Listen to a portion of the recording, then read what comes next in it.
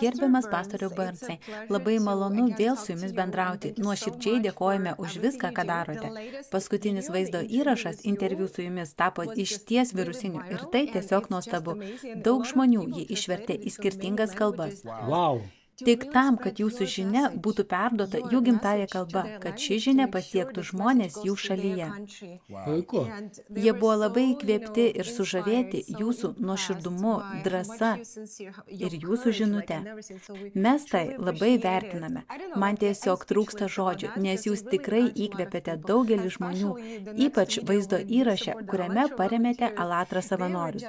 Žmonės jums nuoširdžiai dėkingi ir ne tik Alatra savanoriai, nes jūs kovojate už žmogaus teisės ir remiate visus, kurie patiria persekiojimus. Kieno teisės pažeidžiamos, kieno religijos laisvė ribojama ir kaip jūs sakėte, jūs nesate nei dešiniųjų, nei kairiųjų pusėje, Be abejo. o žmogaus teisų pusėje. Tai lengva, kai elgiesi teisingai. Šiuo metu mes esame Biblijos muziejuje Vašingtone, Kolumbijos apygardoje.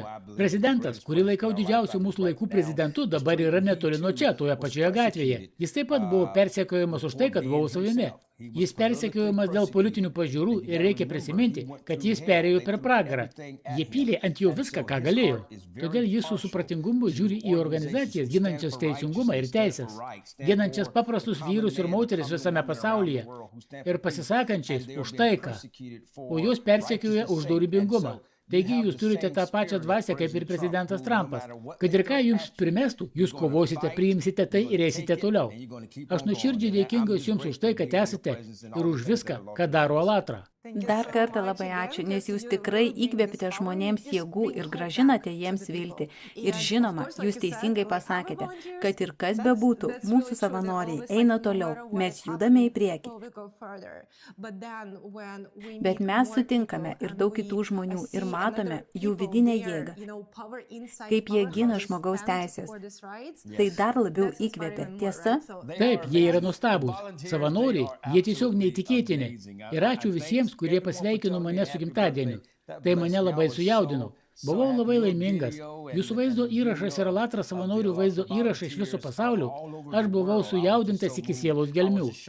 Aš rodžiau daugeliu savo komandos narių ir bažnyčios lankytojų šios vaizdo įrašus, kupinus gerumo ir meilės. Labai jums ačiū. Tai mane padarė labai laimingą.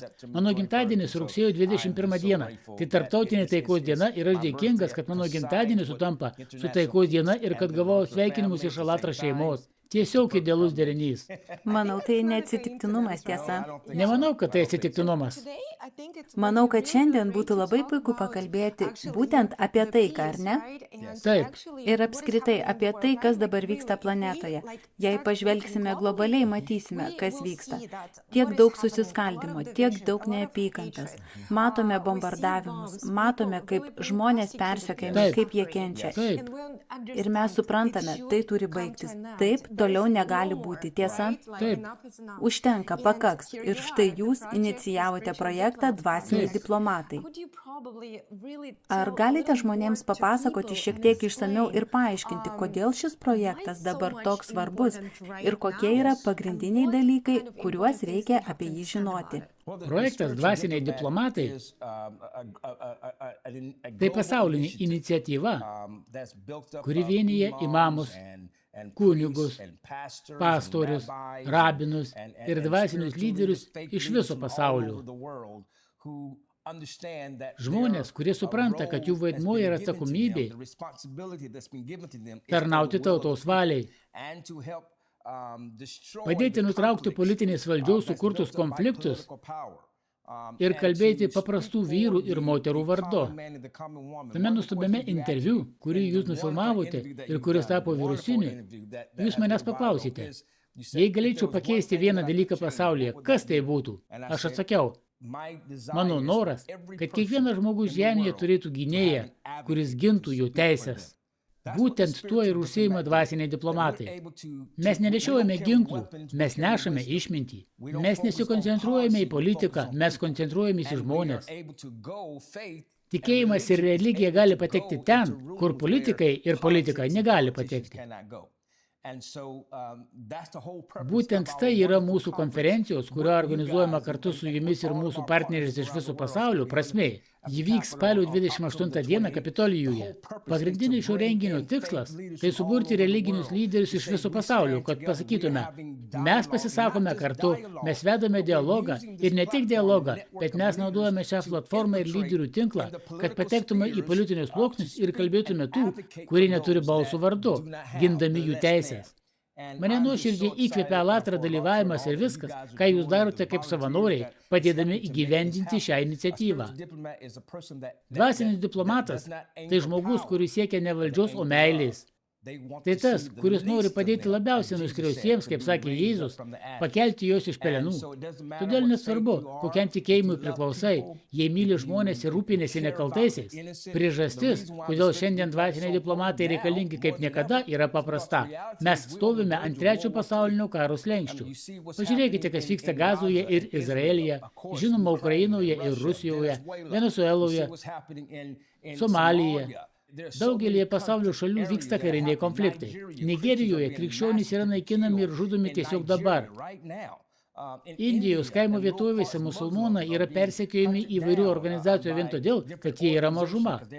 O kitų šalių kaimo vietovėse mažuma yra krikščionys. Mums reikia dvasinių diplomatų kiekviename žemyne, kiekviename pasaulio mieste. Tai tie, kurių širdys atviro žmonėms, kad galėtume kalbėtis tiesiogiai. Taip galėsime padaryti tai, ko nepavyko politikams. Mes pasakysime, klausyk mano broli, mano seserie. Man nesvarbu, iš kokios šalies tu esi. Aš nematau tave iraniečių ar šiaurės korėjiečio, aš matau žmogų.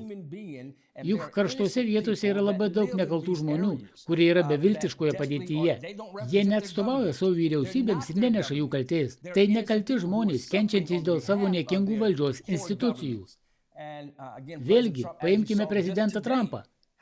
Kaip šiandien tapo žinoma, jis inicijavo puikų susitarimą, kad būtų užbaigtas smurtas Izraelyje ir Gazoje. Kad abi pusės ir palestiniečių įkaitai Izraelyje ir izraeliečių įkaitai Palestinoje būtų paleisti. Ir kad teroristinė organizacija Hamas būtų sunaikinta ir netektų įtakos, nes jie turi pakeisti naują valdžią. Štai ką daro dvasiniai diplomatai. Mes galime patekti į tokias konfliktų zonas, kaip Kongo Demokratinė Respublika, Kovo 23-osios judėjimas, Ruanda. Visi šie konfliktai vyksta tiesiog dabar. Tuo tarpu yra efektyvūs dvasiniai diplomatai, skaitant mane, veikiantys užkuliusiuose, sekdami garbingojo Billy Grahamo pavyzdžių. Jis parodė, kaip galima nuvykti į Kiniją ir skelbti Dievo žodį, tuo pačiu skelbiant vienybę ir taiką, suvienydamas mūsų dvi šalis, Kiniją ir Ameriką. Jis suvaidino pagrindinį vaidmenį šiame procese.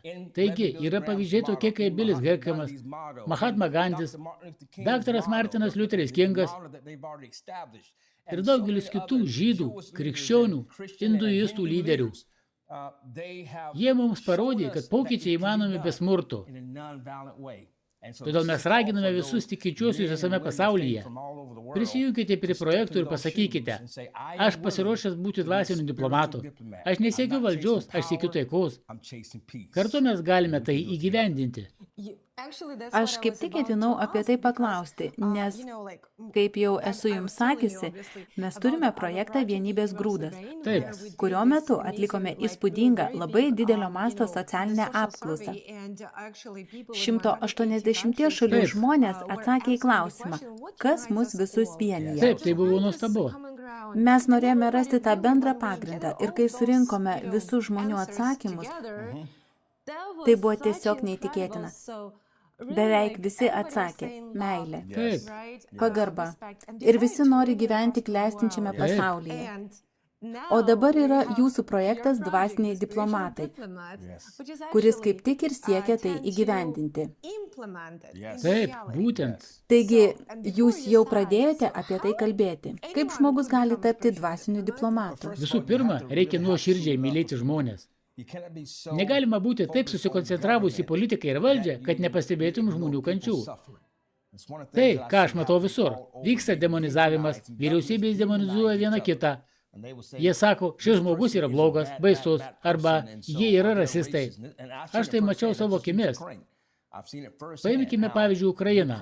Aš mačiau, kaip ukrainiečiai buvo vaizduojami kaip rasistai, korumpuoti, neonacistai.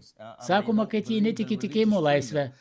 Tokie įvaizdžiai, su kurimi jie žiūri tik propagandinės žiniasklaidos priemonės. Tuo lengva patikėti, nes tai vienintelis informacijos šaltinis. Bet kai pas ten nuvykau, supratau, kad viskas, ką man pasako oficialioji žiniasklaida, yra visiškai priešinga tam, ką pamačiau. Ukrainiečiai pasirodė esą puikūs žmonės. Tada aš supratau, kad tai senas scenarijus. Tas pats vyko Vietname, tas pats vyksta net pas mus Amerikoje. Apie amerikiečius taip pat sakoma, kad mes esame bedieviai, kad mes išnaudojame žmonės ir kad elgiamės su jais žiauriai. Bet juk yra labai daug nuostabių amerikiečių, kurie myli ne tik savo šalį, bet ir žmonės visame pasaulyje. Taigi, pirmiausia, reikia mylėti ir nepasiduoti propagandai, kurią skleidžia visos šalys. Visi skleidžia propagandą vieni apie kitus, absoliučiai visi. Reikia ignoruoti propagandą ir matyti žmogaus širdį ir sielą. Mano, kaip dvasinio diplomato, tikslas yra paprastas. Mes ne tik turime pažinti vieni kitus, bet ir pradėti pažinti kitų žmonių vaikų vardus, jų šeimos narius, brolių ir seserų vardus. Juk sunku eiti kariauti prie žmogų, žinant jo vaikų vardus. Tai tiesa. Taigi, kaip tapti dvasiniu diplomatu? Pirma, reikia mylėti. Antra, reikia ateiti į mūsų renginį. Reikia ateiti spalio 28 dieną į Kapitolijaus kalną Vašingtone, nes ten mes papasakosime daugiau. Kviečiame visus užsiregistruoti. Užsiregistravęs dalyvis gaus gražų ženklelį ant atlapų. Aš būtinai atsiųsiu jums nuotrauką. Kiekvienas, kuris užsiregistruos, gaus tokį ženklelį. Bet reikia ne tik užsiregistruoti, bet ir būtinai atvykti asmeniškai. Registracija be dalyvavimo nebus įskaityta. Būtent jei žmogus susiregistruos ir atvyks, jis gaus gražų ženklelį su užrašu "Dvasinis diplomatas" ir erelio atvaizdu. Tai oficiali mūsų organizacijos emblema ir ženkleliai bus dalijami nemokamai. Renginyje žmonės sužinos, ką jie gali padaryti kaip dvasiniai diplomatai. Pirmasis ir svarbiausias dalykas – tai meilė. Nepasiduoti propagandai ir kovoti už žmonės, net ir už tuos, kurie nėra panašus į jūsų ir kalba kita kalba. Meilė yra universali kalba ir iš esmės tai viskas, ko reikia. Labai ačiū. Manau, jūs jau įkvėpėte visus ateiti į konferenciją, nes aš pati jau noriu šio ženklelio. Noriu užsiregistruoti dabar pat. Puiku. Labai ačiū už viską. Ačiū už jūsų atvirą širdį, už tai, kad esate tikrai pasirengęs padėti žmonėms ir kad esate žmonių pusėje. Ačiū jums ir ačiū Alatra už viską, ką darote ir visiems nuostabiems savanoriams. Man labai patinka skaityti jūsų straipsnius ir džiaugiuosi matydamas, kad už jūsų nugaros stovi visa armija, Alatra armija. Manau, tai todėl, kad jūs mylite žmonės. Filme Vienybės grūdas, kurį aš žiūrėjau, visi žmonės sakė meilė, meilė, meilė. Žmonės iš 180 šalių kalbėjo tą patį apie meilę. Jėzus sakė, mylėk viešpatį savo Dievą visą širdimi ir visų savo protu. O antrasis didžiausias įsakymas – mylėk savo artimą kaip save patį. Tai ir yra Alatra esmė ir mano esmė. Būtent todėl mes su jumis taip gerai dirbame kartu. Labai ačiū. Te laimina jūs viešpats.